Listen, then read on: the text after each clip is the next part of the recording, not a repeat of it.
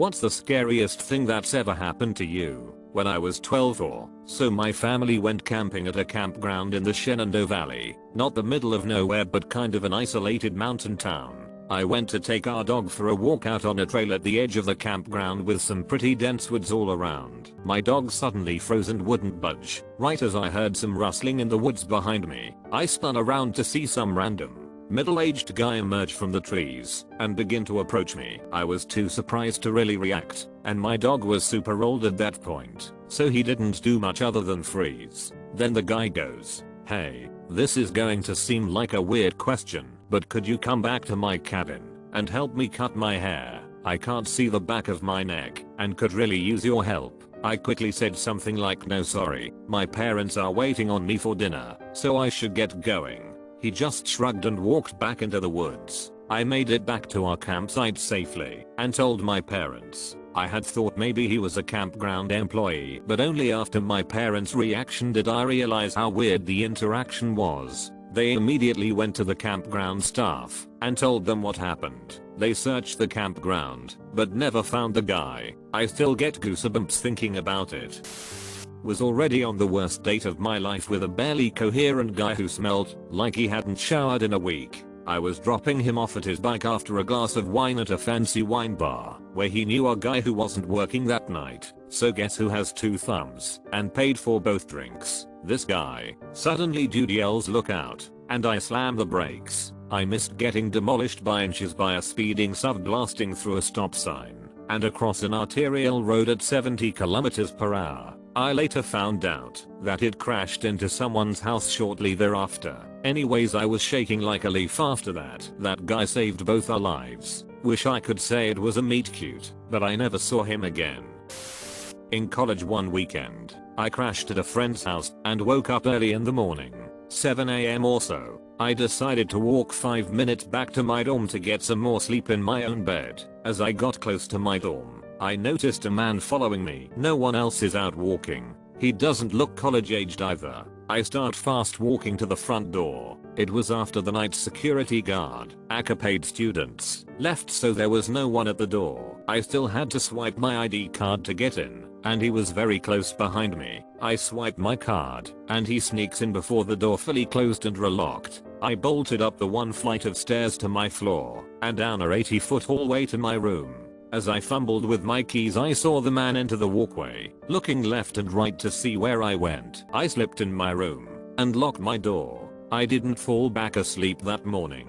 And for everyone asking, this happened like 5 months after a guy broke into my dorm room while my roommate and I slept, just watching us. He left eventually. I don't recall how much time passed between waking up and seeing a person walk into our room, thinking it was my roommate, and when they left. Since I dozed off, I called campus security for that, not for the creepy guy who followed me. Not sure why I didn't. Lastly, a few years later, right after I graduated, some man was caught inside my old dorm attempting to break into rooms. He was old and had a white beard. He had a knife on him too. They called him Santa Claus in the school newspaper.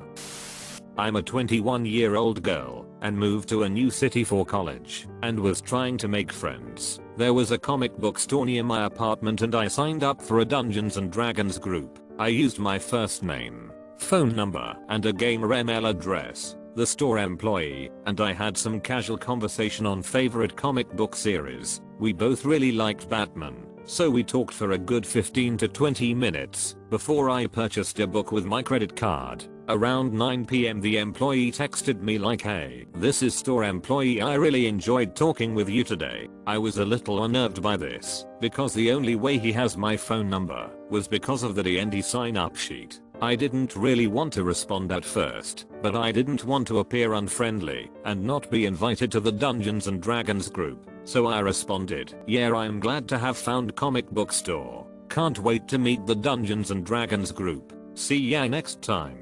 He proceeded to text me a few more times that night, but I didn't respond. He tries to add me on social media. He got my last name from my credit card. The final straw was I was on my college campus after hours studying in the library. I'm packing up my things when he calls me. I look at the phone, hit ignore, and put my phone on the table. He then appears from behind a bookshelf 1 meter away and has the balls to ask, "Hey, why did you ignore my call?" I literally had this feeling like a wave of cold water from my head to my toes and I broke out in a cold sweat. I managed to put on my professional retail smile and was like, "Oh my god. Hi, sorry I ignored your call. I was just trying to pack up and head home for the day. How are you?" I was talking very jolly and loudly because I honestly just hoped I can either make him happy enough not to murder me or to get someone's attention. BC, I'm being loud in a library. He was oddly calm and he was smiling, but not in a warm way. "Why haven't you been returning my texts?" Without missing a beat. "I have to pay for my data. I have the cheapo Walmart plan. Look at this phone. It's ancient. Anyway, I can't wait for D&D on Friday though. I'm so ready to socialize and relax." Then he talked about the campaign and roles that are open, etc. He asked to walk me to my car and I know thank you. My boyfriend is coming to meet me in a few minutes. His face like turned for a minute and I was so scared. I remember kicking myself. BC, it was a straight up lie, but I didn't know what to say to have him not follow me to my car. Then like IDK, if God is real or what, one of my male classmates walked by and I took my chance. OMG fellow classmate. "Hey, 1 minute." I turned to store employee. "Hey, sorry, I need to catch up with classmate. I'll see you Friday." And I bolted for my classmate. I grabbed his arm like we were best friends and I just started talking about class. I walked us outside and he got me to my car. It was pitch black outside. I was so scared, but the classmate was so sweet. He got in my car, chilled for a bit, and I drove him to his car. I never went back to the comic book store. I still go to conventions and I saw the store employee a few times, but we never spoke again. I went out for a few drinks with friends one Saturday night, left the bar, and went back to my apartment, where I live alone. I got into bed and fell asleep. The next morning my friend sent me a message on WhatsApp saying, "Send me the photos from last night." So I flicked through all of the photos from the night before to find at least 20 pictures of me sleeping. And in the background of the photo, the shadow of someone on the wall, clearly holding up my phone, taking pictures all dated and timed during the time I would have been asleep. What happened next? I completely had a panic attack, gave my phone to the cops, moved in with my sister and her kids until I found a new place, told the landlord I had to cut my contract short, and he said he'd move out too. Never to this day did we ever get to the bottom of it. I have a few, but I will share a time I believed my life was in danger. My sister was alive and nanny for a wealthy couple in an upscale suburb. She got kidney stones and asked if I could cover for her because I had experience with babysitting and I could stay with her when she was sick. I went to help. These people were really out there, but it was only for a few days. The mother went to a concert with her girlfriend that night. The father didn't live there because they were separated. I had literally just met them. There was a 7-year-old boy and twin 4-year-olds, a boy and a girl. These poor kids had issues because a lot was going on. They were in bed and my sister and I were in her room watching TV when we heard a loud noise coming from downstairs. We go to check things out and my sister found that a big piece of wood that blocked the basement door had been pushed in.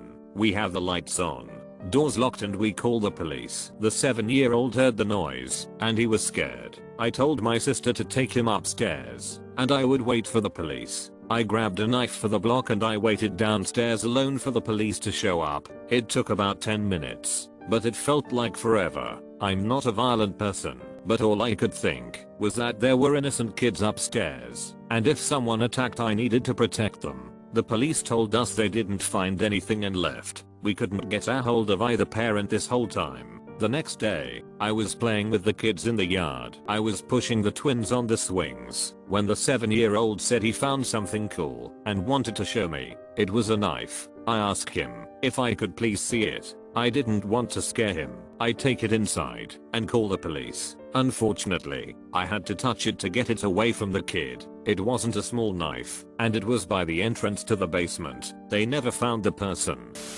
Back in university, I went to the restroom.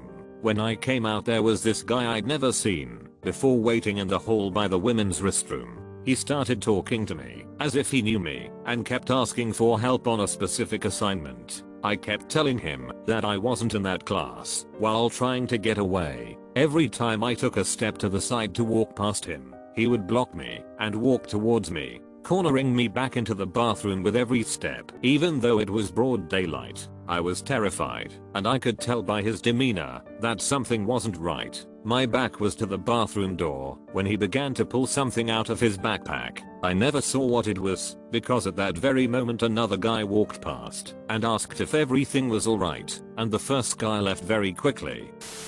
I lived about 5 blocks from my job, espresso stand barista, and was walking to work one morning about 8:30ish along a really busy street. There was a Jack-in-the-Box kitty corner from the espresso stand, and as I was walking past the parking lot, a guy in a 70s muscle car stopped me to ask if I knew where thus and such high school was. I told him it was on the other side of town, but he insisted there was one right in the neighborhood where we were. There was a private school a few blocks away, but it wasn't a high school. As I was talking to him, his passenger had gotten out and walked around on the sidewalk, so he was behind me. I gave them directions to the private school. Literally go down this road 3 blocks, turn left at the brown duplex with the pine trees in the front yard, drive 2 more blocks and you're in the parking lot. But they were just certain they'd get lost. They really wanted me to get in the car and go with them. Every hair on the back of my neck was at attention.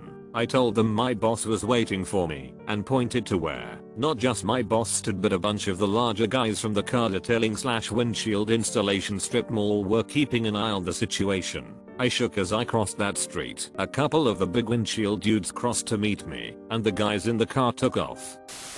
My grandma has a summer beach house and you can only get there by boat. One time, we took the boat to go to the house, but the boat straight up stopped working right next to some very sharp looking rocks, and after it, a small but pretty scary waterfall. So, the boat is freaking dead. It won't do crap, and the boat starts moving toward the super sharp rocks followed by the waterfall. So we are all very scared at this point, and my dad is desperately trying to get this thing to work. And then the boat engine starts working again, and we finally get the hell out of there. I actually thought we were going to die. When I was 13, I was walking home from a friend's house at 10 o'clock at night, and my house was only a few miles away, and I had about a mile left to go till I got back to my house, when a man about 5'10" who had seemingly dark hair and seemingly dark eyes turned the same corner that I had turned to cross over to my neighborhood. So I thought that he was one of the neighbors and continued down back towards my house. Well, I decided to stop and see if he stopped, just to mess with him a little, and he stopped as well. So I started walking again, and he started walking again, so I speed, and he speed up. Well, I had about a half mile till I got back to my house, and decided to pull out my phone and turn on the flashlight and point it at his face to see his reaction, and he just smiles at me with his nasty teeth, and I just book it the half mile home and never saw him again. It was 1992. I'm 12 years old. My brother, 9 years old, decides to call his friend on an old style rotary phone. Yes, we had one. When he picks up the receive, there is no dial tone, but a bubbling sound. He calls me over to listen, and it sounds just like what I would imagine a witch's cauldron to sound like. Then a female voice, sounds just like the Wicked Witch of the West plus 30 years of heavy smoking, comes on and says, "The next time you go walking, I'm going to kill you." And then it repeats that over and over. I expected it was my mom playing a joke on the other phone, so I holler at her and say, "Haha, very funny, mom."